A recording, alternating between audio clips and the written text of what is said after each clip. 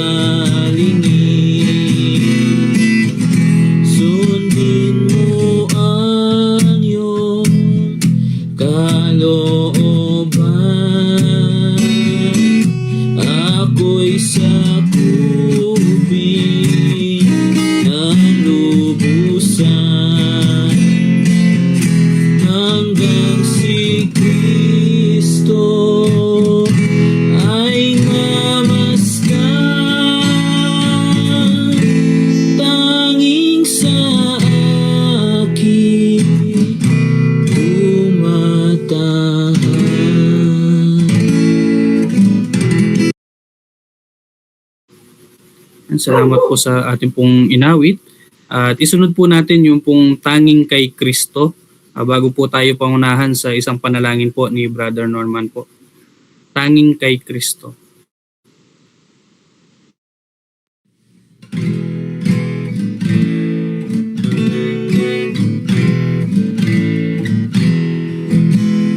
Tanging kay Kristo ang aking buhay, at sa Kanya'y laging paakay. Ang pagtalim ay di kagagalan, sa buhay ko pala niya'y sapat.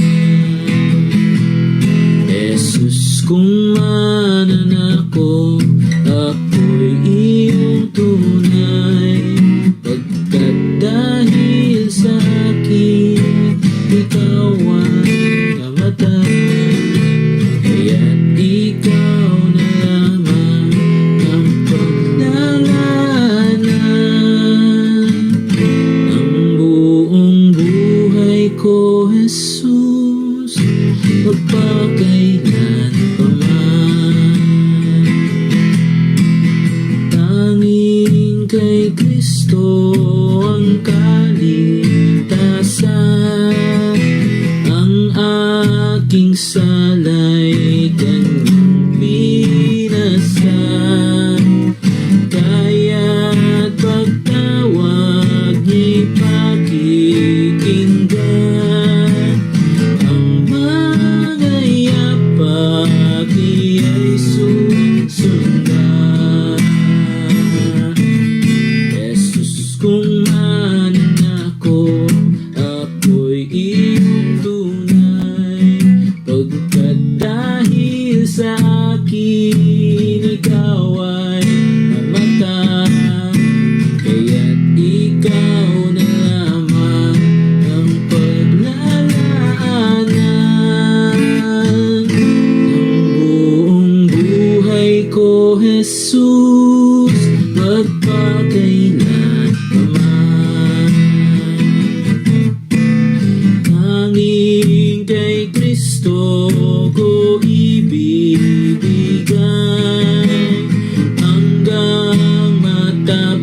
Diyos ang aking buhay upang magamit sa pag-aakay ng mga kaluluwang naliligaw. Jesus, kung mananako, ako'y iyong tunay, pagkat dahil sa akin, ikaw ay namatay, kaya't ikaw na lamang ang paglalaanan ng buong buhay ko, Jesus, magpakailan pa man. Salamat po sa ating pong inawit. Si Brother Norman po para po sa ating pong opening prayer.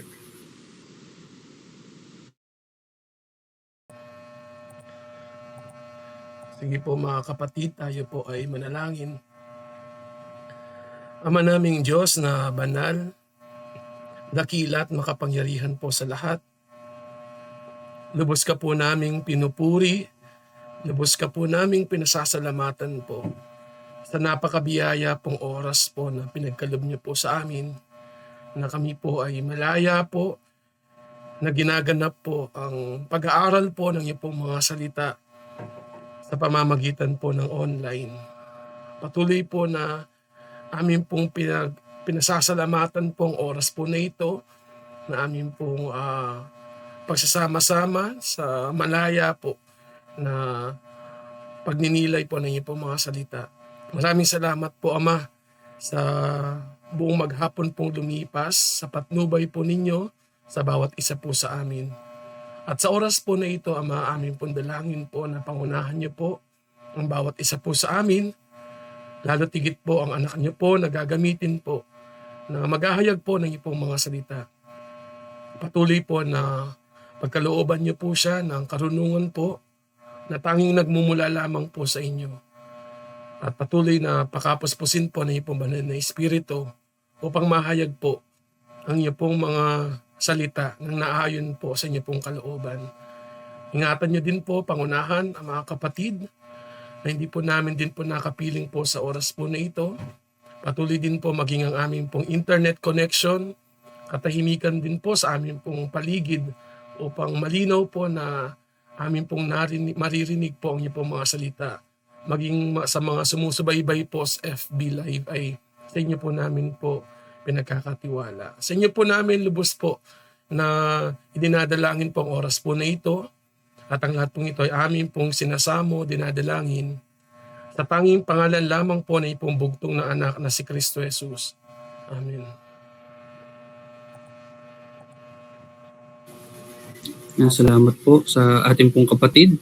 At ngayon po, para sa pagpapatuloy po natin sa pag-aaral po natin sa sulat po ni Apostol Pablo kay Timoteo, ibibigay ko na po kay Brother Wilson po para sa ating pong Bible study.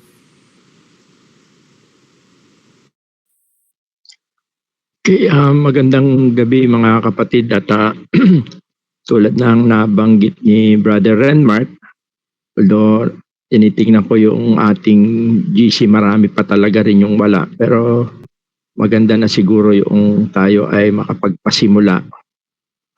Para sa ating pag-aaral dito sa 2 Timothy chapter 2, at ating talakayin yung verse 8 hanggang verse 11.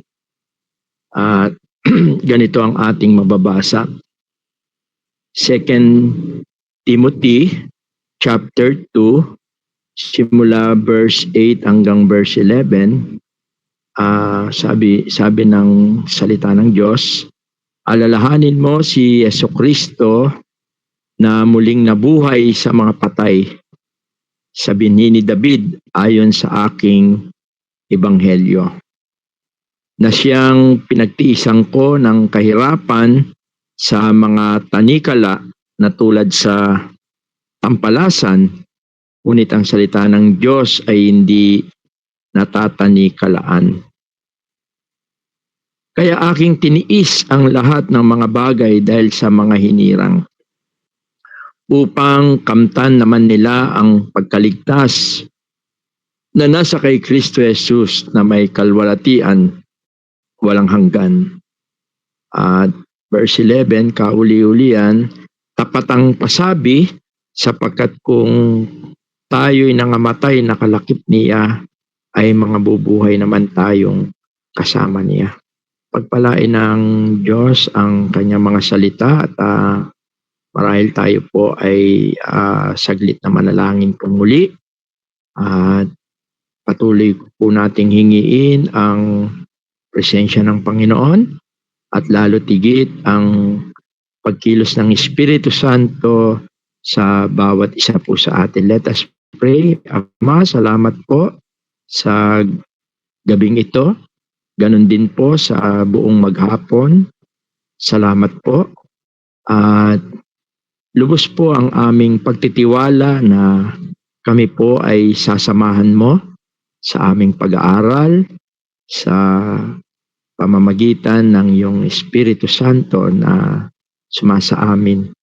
Dalangin namin po na naway ang mga salita na aming natunghayan ay tunay po na makita po namin ang kaliwanagan, ang mensahe mo, ang mga katotohanan, sapagkat ito po ang siyang nagsisilbing tunay na pinagmumulan ng aming kalakasan sa aming pamumuhay bilang mga anak mo. At ikaw rin po ang siyang gumabay sa aming mga internet connection. Nang sa ganun po ay lubos na maranasan namin ang kaayusan na nagmumula sa iyo. Ang lahat po ng ito ay amin po na samo at dalangin sa makapangyarihang pangalan po ng iyong bugtong na anak na si Jesus. Amen. Noong nakaraan po ay natalakay po natin yung mga tatlong paghahalin tulad o yung similes, no? Yung sundalo, farmers, at kung ito ay nagpapatunay na kung mamumuhay tayo, ang sabi doon sa verse 7 ay pagpapalain tayo ng pag-unawa ng ating Panginoon. At sa pagpapatuloy ni Apostol Pablo dito sa bahagi na ating binasa, at siya yung unang gusto po natin na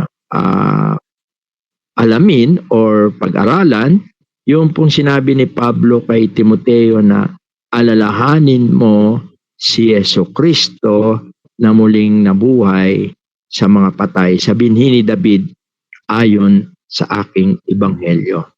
Una po yung salitang alalahanin.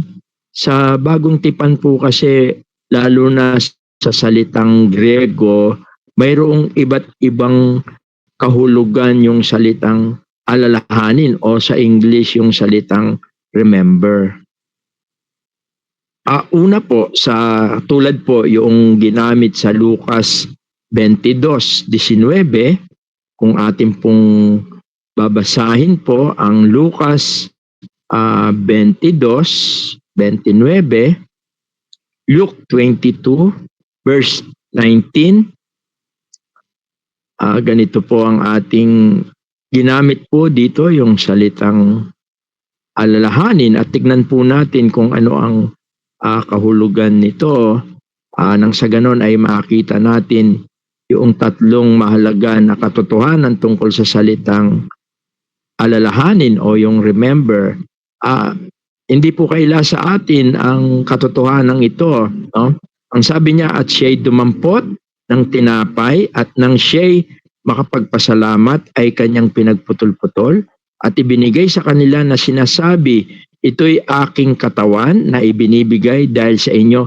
Gawin ninyo ito sa pag-alaala sa akin. Ginamit yung salitang pag-alaala.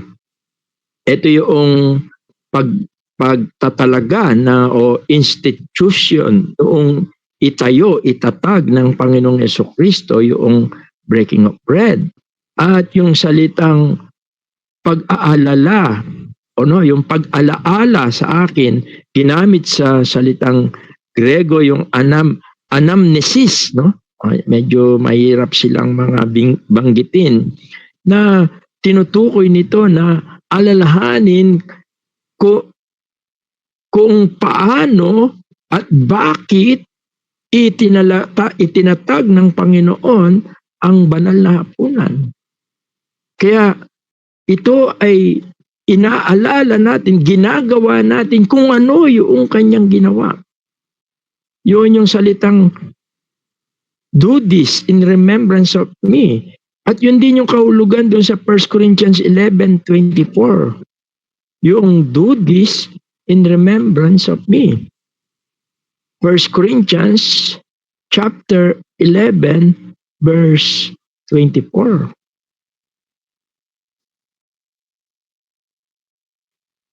Sabi niya, at nang siya makapagpasalamat nung isinasalaysay na ito ni Apostol Pablo sa mga taga-Korinto, sabi niya, ay kanyang pinagputol-putol at sinabi, ito'y aking katawan na pinagputol-putol dahil sa inyo. Gawin ninyo ito sa pag-alaala sa akin. Dito sa bahaging ito, nagbibigay ng instruction na si Apostol Pablo sa mga taga-Korinto sapagkat alam natin na ang konteksto nito ay inabuso ng mga ilang mananampalataya ang pakikibahagi sa tinatawag na breaking of bread or Lord's Supper. At yung sinasabi niya rito ay ginamit niya muli yung pag-alaala sa akin, do this in remembrance of me. At ito yung kanyang ibig sabihin na kanilang alalahanin ang mga ginawa ng ating Panginoon at yung kanyang pagkakatatag. At alam natin na ito'y tumutukoy sa kanyang kamatayan at sa kanyang muling pagkabuhay. Sa 2 Peter naman, chapter 3, verse 2, ginamit din yung salitang alalahanin. Subalit hindi ito tumutukoy sa mga bagay na nakita nilang ginawa. No? 2 Peter, dito sa chapter 3, verse 2, ang sabi rito, upang maalaala ninyo ang mga salitang sinabi ng una ng mga banal na propeta at ang utos ng Panginoon at tagapagligtas sa pamagitan ng inyong mga apostol. Mimineskomai ang ginamit sa salitang Greek. Na tumutukoy ito na alalahanin yung mga bagay na kanilang narinig. Yung mga sinabi, sinalita, tinuro ng mga propeta, ng mga noong panahon na yon tungkol sa Panginoon at tagapagligtas. At sa mga apostol. No? Kanina, ginamit yung salitang do this in remembrance of me, aalalahanin yung mga ginawa at kung paano ginawa at bakit ginawa. Ngayon naman, yung salitang maalala ay mga bagay na narinig, tinuro, sinabi. Yun yung tinutukoy dito, yung salitang maalaala. Although sa King James ginamit yung salitang that you may be mindful of the words.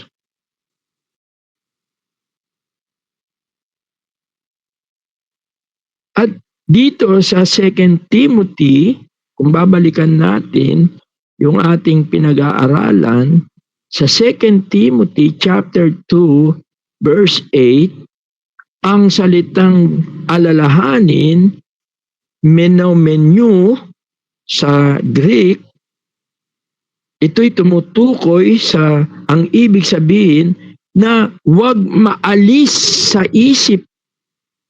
Yun yung tinutukoy.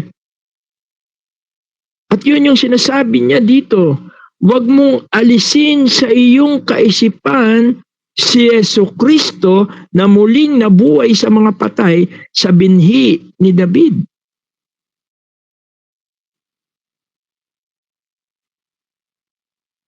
Sapagkat sa paglilingkod sa Panginoon, napakahalaga na wag nawawaglit. Lagi nating isa-isip, parang yun yung salitang remember Jesus Christ. Sapagkat anuman ang nangyayari sa iyo, parang sinasabi ni Pablo kay Timoteo, anuman ang nangyayari sa akin, anuman ang nangyayari sa iyo, anuman ang nangyayari sa bawat isa sa ating paglilingkod sa Kanya, lagi nating isa-isip si Kristo.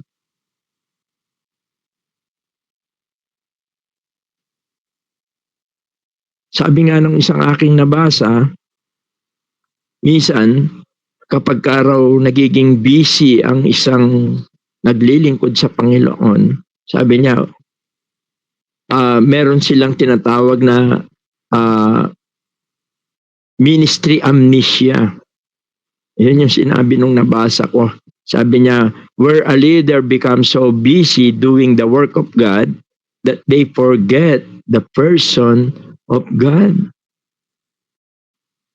Kaya yun daw mga ganon na nagbibisi-bisihan sa ministeryo ng Diyos, sa gawain ng Diyos, kapag hindi nila inaalala ang Panginoon, hindi nila siya iniisip, pero sila'y busy, darating ang isang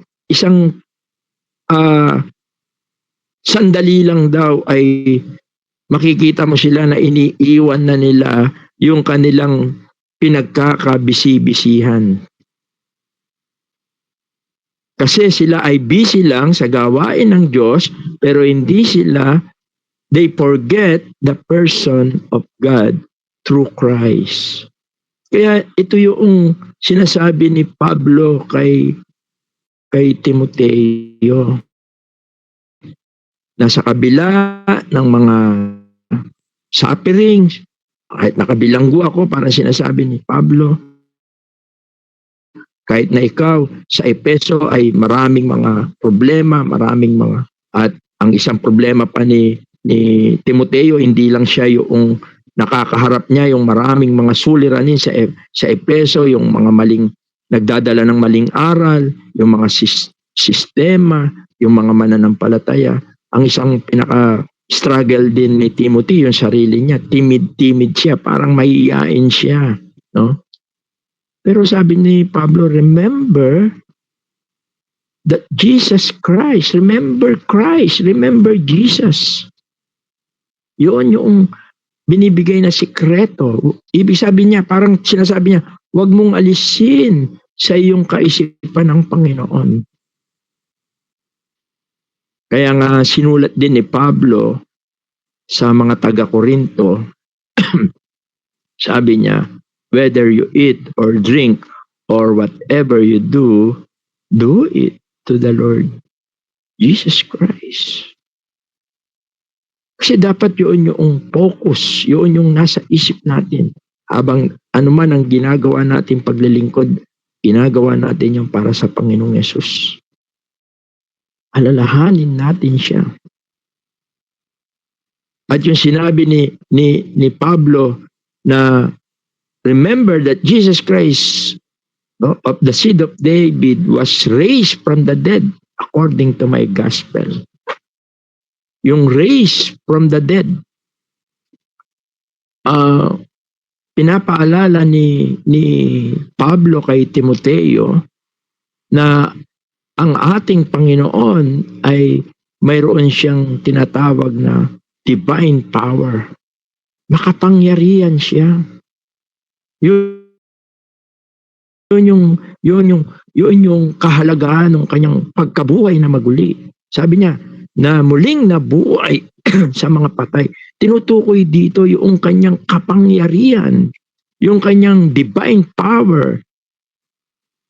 Kaya even sa 1 Corinthians 15, ibinigay doon yung kahalagahan ng pagkabuhay niya. Kasi kung sabi ni Pablo doon, kung hindi siya nabuhay na maguli, ay walang kwenta pangangaral sa Ebanghelyo. Kung walang pagkabuhay na maguli, sabi niya, tayo'y nasa ating pang mga kasalanan. Ibig sabihin, wala tayong kaligtasan. Sapagkat binubuo ng mensahe ng magandang balita, hindi lang kanyang kamatayan, kundi lalo tigit yung kanyang pagkabuhay na maguli. Sapagkat yun ay nagpapatunay ng tinatawag na ultimate victory. Saan? Sabi ni Pablo dun sa 1 Corinthians 15, saan ang kapangyarihan ng kasalanan, ng kamatayan? Saan? Wala na. Sapagkat ito'y napagtagumpayan na. At ito ang tinutukoy dito, yung pagkabuhay na maguli ng Panginoon.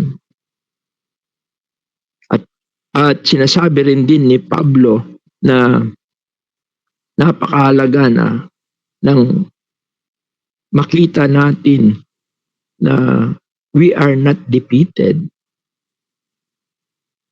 Parang sinasabi ni Pablo na yung nangyari sa kanya ay hindi defeated. Makikita natin mamaya yan. Kaya nga si Paul as a prisoner at nakatanikala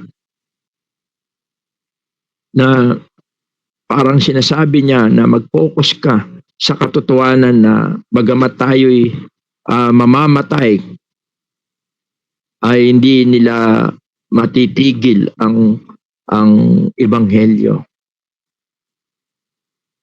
Ang Roma ay hindi nila kayang stop ang gospel. Kaya ito yung gusto niyang sabihin sa katotohanan ito.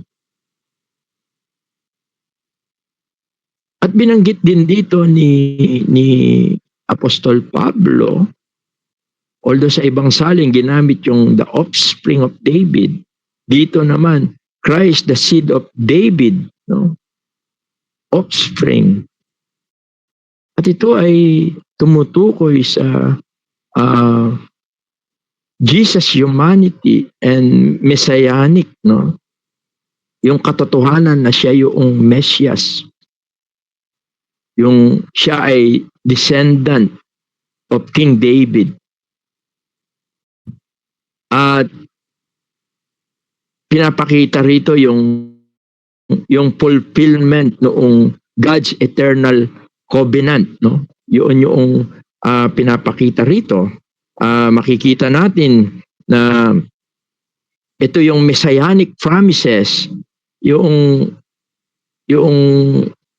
title na yung Davidic covenant. Siguro basahin natin yung sa 2 Samuel chapter 7, simula doon sa siguro 14 to 16. 2 Samuel chapter 7, para makita natin bakit binanggit ni Pablo sa kanyang sulat kay Timoteo itong katotohanan na alalahanin mo, no? Ang Panginoong Yesus, ang kanyang pagkabuhay na maguli, hindi lang yung kanyang kapangyarihan, kundi sabi niya rito, binhi ni David, offspring of David. Sa ibang salin, ginamit yun. Sabi niya, kasi ito yung kanyang covenant, no? Kasunduan ng Panginoong Diyos kay David. Sabi niya, siguro sa verse 13, sabi niya, kanyang ipagtatayo ng bahay ang aking pangalan at aking itatatag ang luklukan ng kanyang kaharian magpakailanman. Verse 13, ako'y magiging kanyang ama at siya'y magiging aking anak. Kung siya'y gumawa ng kasamaan, aking sasawain siya ng pamalo ng mga tao at ng pangampas ng mga anak ng mga tao. Ngunit, ang sabi niya, ang aking kagandang loob, sabi niya rito, ay hindi maihiwalay sa kanya na gaya ng aking pagkaalis niyan kay Saul, na aking inalis sa harap mo. Yun yung paghahari, yung throne of Saul. At ang inyong sangbahayan at ang inyong kaharian ay matitiwasay magpakailanman sa harap mo. Ang iyong luklukan ay matatatag magpakailanman. Thy throne shall be established. Kaya parang sinasabi ni Pablo kay Timoteo, bagamat ang kaharian ng Roma through Nero ay makapangyarihan sila, no? Siya ay nagapos, siya ay nakulong. So ito'y dahil sa kanyang pangangaral o pagdideklara sa hari ng mga hari. Ito'y walang iba kundi ang ating Panginoong Yesus. At ipinapakita niya rito yung katotohanan na ang pinaglilingkuran ni Timoteo ay ang hari ng mga hari. Katunayan, makikita natin yan doon sa Matthew chapter 1, kung saan yung genealogies. At nagkaroon ng fulfillment. Kaya nung pinangako ng Diyos kay Haring David, no, na yung trono magpakailanman. Kaya sa New Testament, pagka inaririnig natin yung Son of David, katulad noong blind beggar, tinawag siya na Son of David. Ibig sabihin nun, kinikilala siya na siya yung ipinangakong Mesyas, tagapagligtas. Kaya yung kanyang mga divine healing, no, yung mga, dahil sa kanilang pananampalataya, ito'y kanyang pinagagaling. Ito'y mga tanda na siya ang Mesaya.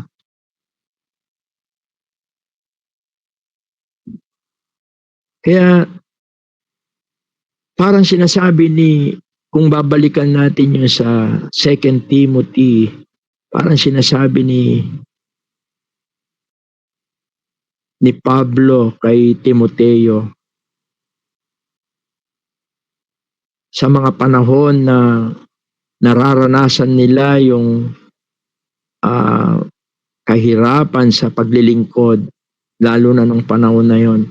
Kuminsan kahit ngayon sa panahon natin, hindi madali ang paglilingkod, maraming kahirapan, pero ang sabi niya, lagi mong isipin ang Panginoon, lagi mo siyang, wag mong iwawaglit siya sa iyong isip, sapagkat siya'y makapangyarihan at siya'y mapagtagumpay, sapagkat siya'y muling nabuhay sa mga patay. Sabi niya, sa binhi ni David, siya ang hari sa mga hari na pinaglilingkuran natin. Ang kanyang kaharian ay walang hanggan. Yun yung tinutukoy dito ni Pablo. At although ginamit niya yung salitang ayon sa aking ebanghelyo, hindi naman ibig sabihin ito'y galing ang ebanghelyo kay Pablo, kundi dinidefine niya lang yung katotohanan na ang tunay na ebanghelyo ang kanyang ipinangangaral. Kaya doon sa 1 Corinthians 15, inulit niya, muli kong sinasabi sa inyo, no? Sapagkat ayon sa kanyang sulat sa Galatia, mayroong lumalaganap na ibang ebanghelyo. Sabi nga niya, hindi yun yung tunay na ebanghelyo. Kaya yung salitang according to my gospel, ito ay nakasentro, ang tinutukoy niya, nakasentro ito sa ating Panginoon, sa kanyang kamatayan at sa kanyang muling pagkabuhay. Hindi kinukuha ni Pablo yung ownership, kundi ang ibig lang sabihin nung according to my gospel, dinidistinguish niya yung tamang, mabuting balita. Sapagkat mayroon nga lumalaganap, tinuturo na tila mayroong ibang magandang balita. Kaya nga sabi ni Pablo sa Galatia, kahit ako o anghel, kung iba ang ipinangangaral, sumpain sila. Huwag ninyo silang pakinggan. Sapagkat yung ibang ebanghelyo na yon, ayon sa mga scholar, tinuturo nila ang pananampalataya at gawa. Kaya napakahalaga rin na mag-ingat tayo. At napakahalaga na makita natin ang bagay na ito. At sa verse 9 and 10, makikita natin, dito sa verse 9 and 10, sabi niya, sa NIV kasi sinabi niya, for which I am suffering, bound with chains as a criminal, but the word of God is not bound, sabi niya. Na siyang pinagtitiisan ko ng kahirapan. Kung pansinin natin, may tinutukoy siya sa sa mga commentary, yung salitang which, no? For which, na siyang, sabi niya, na siyang pinagtitiisan ko. Ang tinutukoy niya rito na kanyang pinagtitiisan ay walang iba kundi yung ebanghelyo. Yung gospel. Kasi yun ang dahilan kung bakit siya nakulong, natatanikalaan, na siyang pinagtitiisan ko. Yung siya, yung for which, yung tinutukoy niya, yun ang dahilan bakit ako naghihirap. Dahil sa ebanghelyo kaya ako naghihirap. Parang ganun ang sinasabi ni Pablo kay Timoteo.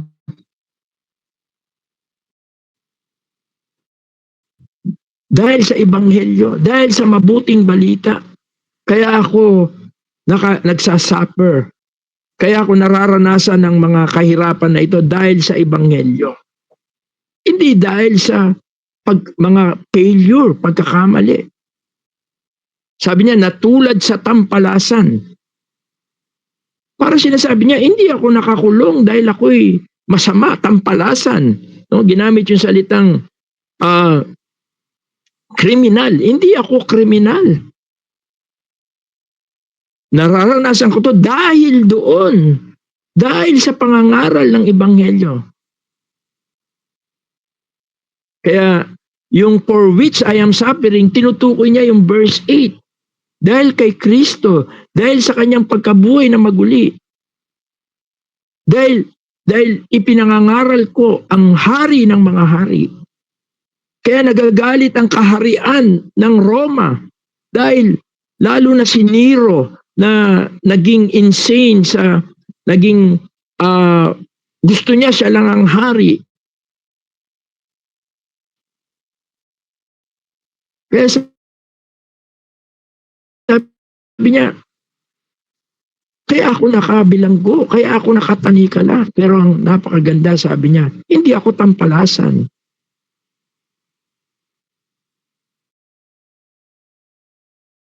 Parang binibigyan niya ng alimbawa si Timoteo.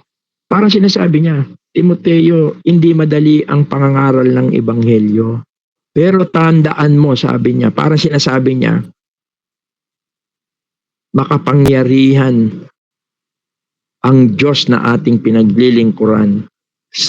Bakit ko nasabi yun? Kasi sabi niya, ngunit ang salita ng Diyos ay hindi natatanikalaan. The word of God is not bound. But God's word is not chained. Ang sabi rito sa ating nakapost dito sa atin. Pero sa ibang salin, the word of God is not bound.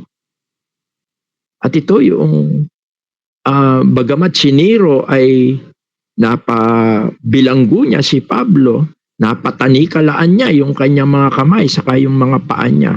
No? Pero walang imperyo na makapagtatanikala, makapagpapatigil sa mensahe ng kaligtasan. Parang sinasabi niya, kaya sa Roma sinabi niya rin yun eh. Very powerful ng gospel. Sabi niya, I am not ashamed to preach the gospel, for this is the power of God unto salvation. Ibig sabihin, to those who believe, walang makapipigil. Although sinasabotahe minsan ng pangangaral ng ebanghelyo ni Satanas, no? Pero hindi niya ito mapipigilan. Sapagkat ito ang kapangyarihan ng Diyos. Eventually, na ilibing nila si Pablo, ang Rome, ang siyang naglibing kay Apostol Pablo o sa maraming mga apostol, pero hindi nila nailibing ang ebanghelyo. At ito ay nagpapatuloy sa pamamagitan ng mga mananampalataya, sa pamamagitan ng mga hanggang sa henerasyon natin, hanggang sa panahon natin. Kahit na mahirap kung minsan, ito'y nagpapatuloy. Yun ay tanda na ang Diyos ay nangunguna. Hindi mapipigilan kapag ito'y ginagawa natin para sa Diyos. Kaya doon sa verse 10, sabi niya,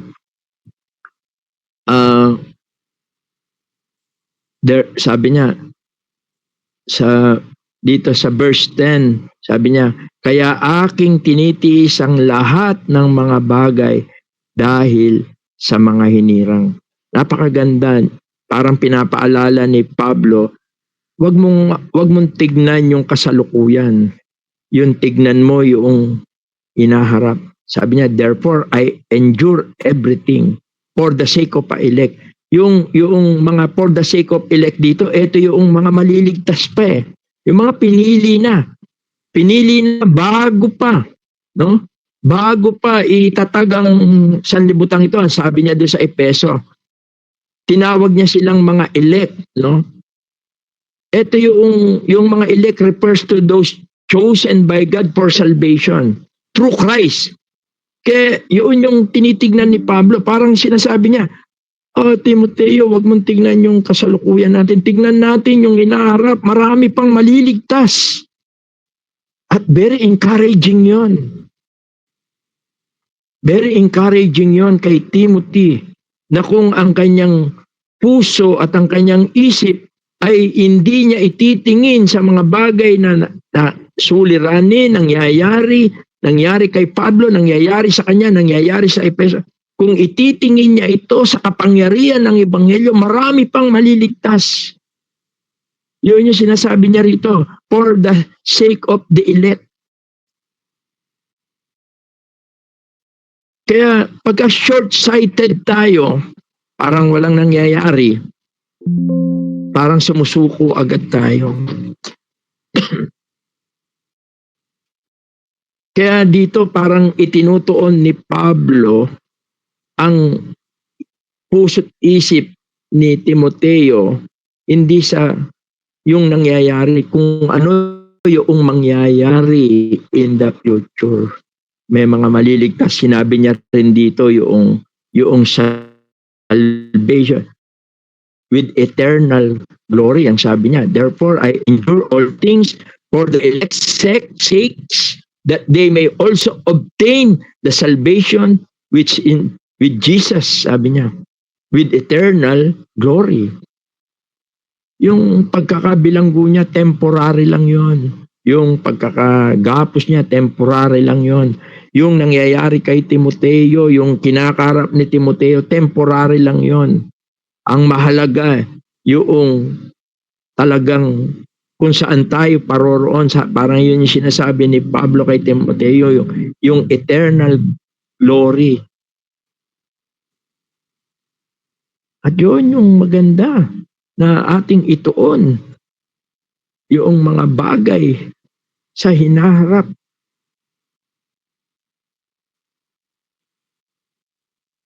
Yung mga bagay na mangyayari, kaya napakaganda noong eschatology. Alam niyo yung pag-aaral sa eschatology, ito yung magdadala sa atin para ituon natin yung puso natin sa future. Hindi yung ngayon. Kaya nga, napakaganda rin ang sinabi niya sa verse 11, ginamit niya yung salitang this saying is trustworthy, o sa ibang salin, it is a faithful saying. Tapat ang pasabi. Yung salitang tapat ang pasabi. Binibigyan ng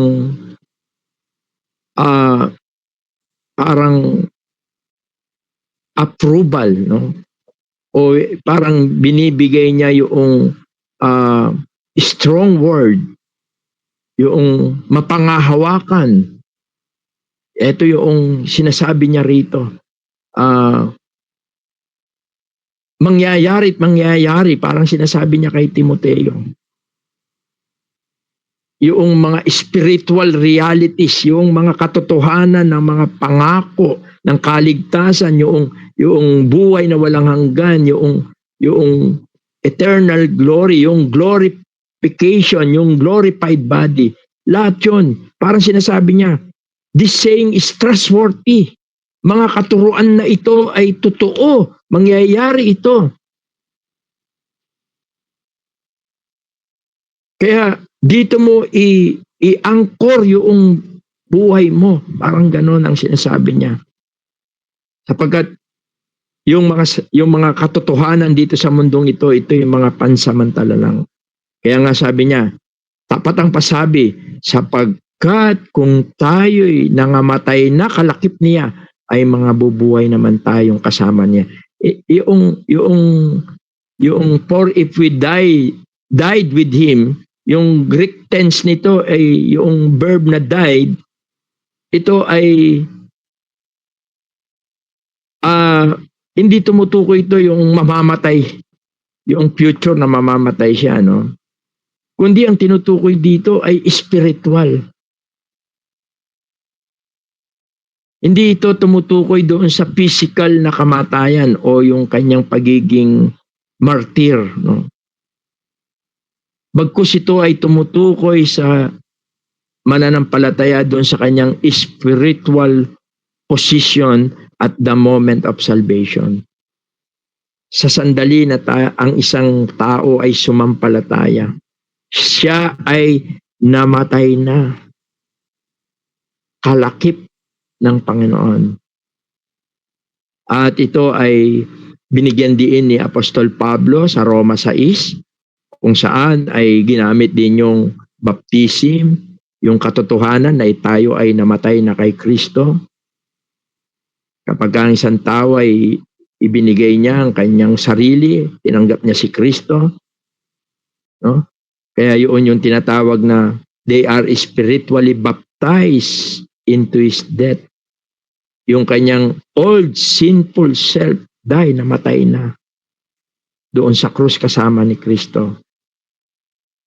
At ibig sabihin nito, wala nang kapangyarihan ng kasalanan.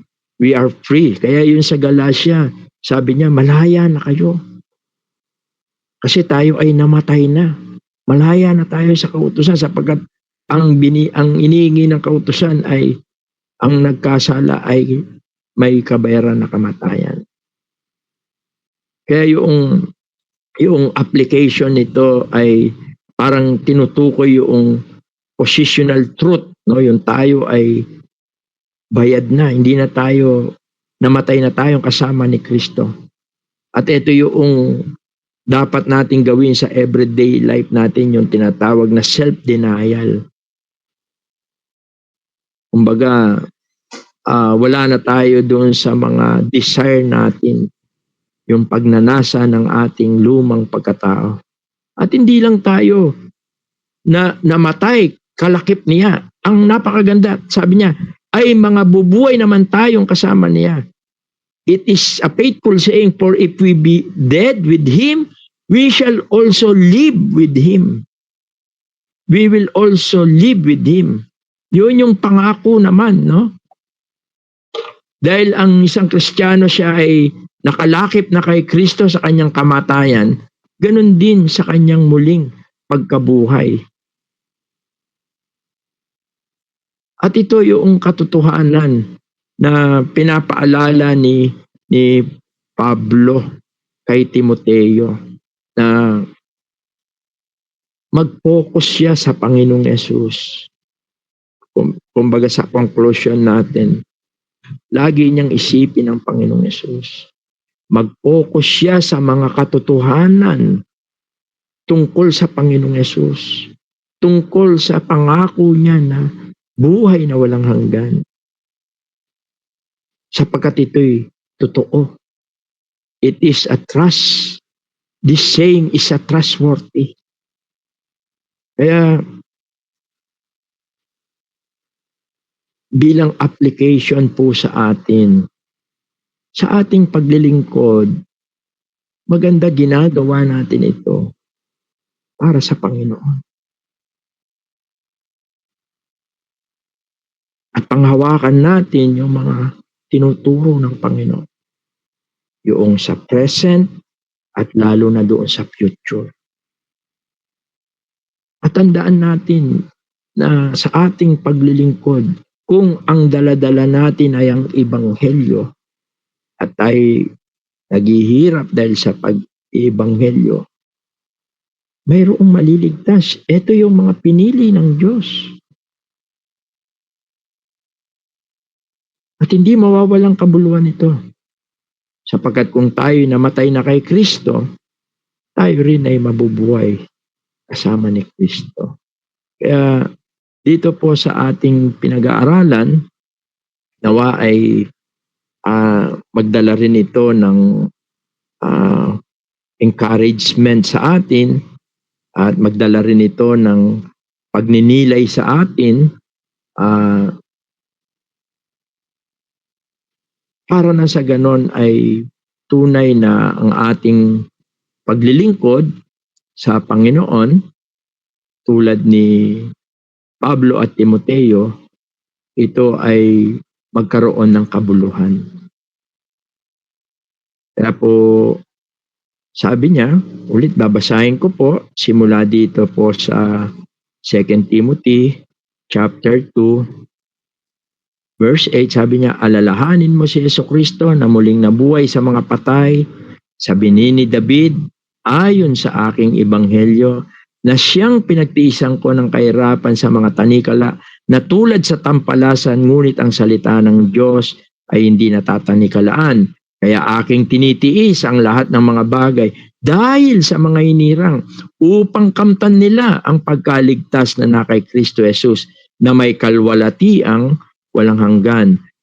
Verse 11, sabi niya, tapat ang pasabi, sapagkat kung tayo nangamatay na kalakip niya, ay mga bubuhay naman tayong kasama niya. Let us pray. Ama, salamat po sa iyong mga salita. Salamat po. Nakita po namin ang mga katotohanan sa iyong mga salita.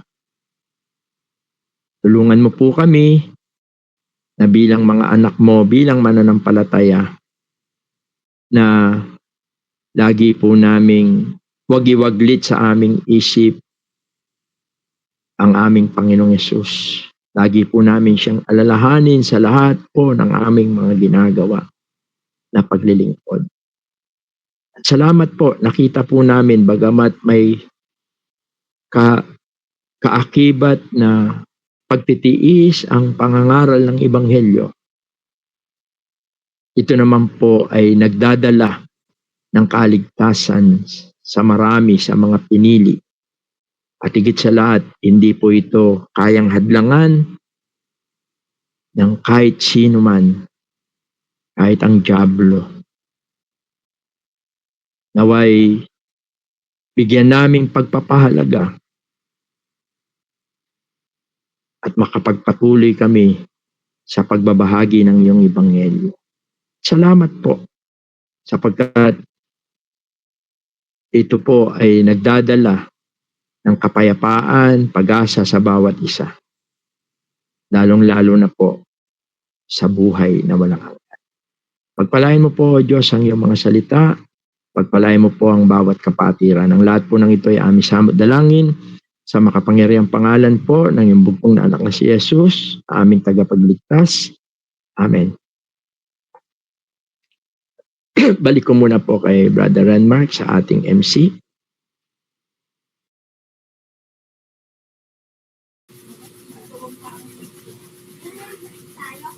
Salamat po sa Panginoon sa ating pong mga napag-aralan. Salamat din po sa ating pong kapatid. Ngayon po mga kapatid, tayo po ay open na para sa ating pong question and answer po. Kung meron po tayong nais po na itanong ay maaari po na makapag-open po ng mic at pwede rin po natin gamitin ito pong ating pong chat box po kung meron po tayong mga katanungan po.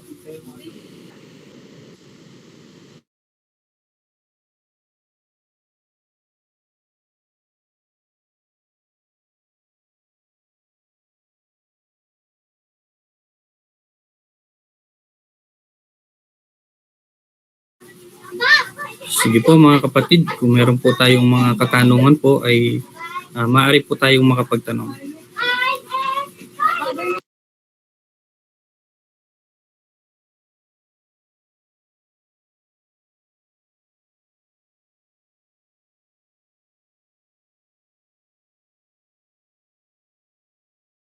Sige po, last call po mga kapatid.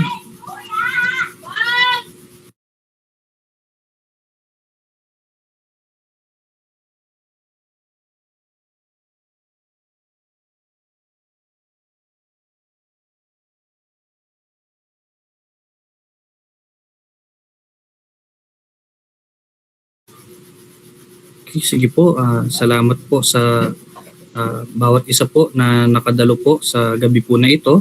At marahil po ang ating pong katahimikan po ay nawa ito po'y nangangahulugan na ating pong naintindihan at nakuha po natin ang nais po na iparating ng ating pong Panginoon sa pamamagitan po ng ating pong Bible study.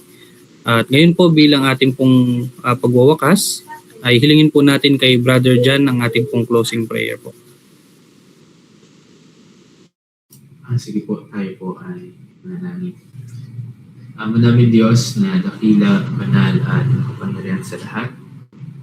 Patuloy po Ama, nagpapasalamat po kami sa biyayang gabi na binigay niyo po sa amin pong online Bible study, sa muli pong pagpapatuloy po ng aming pong pag-aaral po.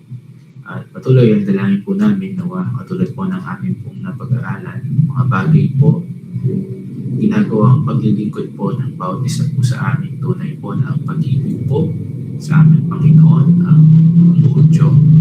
At gawin po namin para po sa Panginoon bilang aming pong paglilingkod sa iyo. Salamat po sa ginawa ng aming Panginoon. At tunay po na bawat isa po sa amin pasok po ng pag-ibig, biyaya po at awa sa inyo pong banal na harapan sa pamamagitan po ng kamatayan po ng ating Panginoon Jesus. Salamat po sa lahat po ng dumalo, sa inyo pong anak na ginamit, at yun din po sa mga makakapanood pa. Patuloy pong dalangin po namin ang pamumunan po ng banal na Espiritu sa amin pong mga nakapakinig at yun din po sa mga makakapakinig pa. Hindi po sa gabi po na ito, kayo rin po inaasahan po namin na mag-ibig sa bawat isa po sa amin, sa lahat po ng mga kapatiran. At ang lahat po ng ito ay amin pong pinapasalamatan at patuloy pong dinadalangin sa matamis na pangalan ng aming Panginoong Jesus. Amen. Thank you po.